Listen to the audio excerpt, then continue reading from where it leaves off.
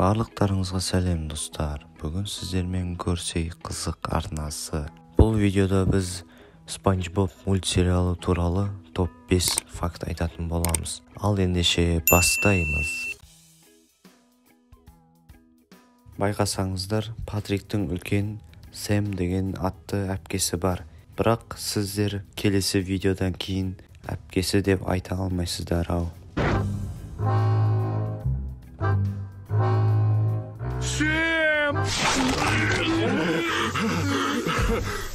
Братик! Сіздер Спанч Боб 35 жаста екенін білесіздер ме? Егер жүргізуші куәлігіне қарағанда солай делінген. Спанч Бобтың туған күні 1986 жылдың 14 шілдесі. Патриктің салмағы небәрі 56 грамм, немесе 2 унция. Ол мәлімет тағы да Патриктің жүргізуші куәлігінде табылған.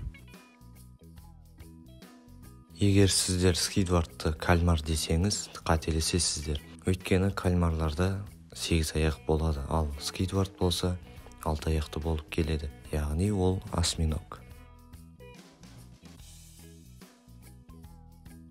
Серияның авторы теңіз биологы. Бұл шоу идея Стивен Хиленбергке теңіз түбіне түскенде кезекті экспедиция кезінде келген екен. Мінекей достар, видеода соңына жетіп қалды. Егер видео көңілдеріңізден шыққан болса, лайк басып, арнаға жазылып, комментарий жазуды ұмытпаңыздар. Сіздер мен үшін мотивациясыздар.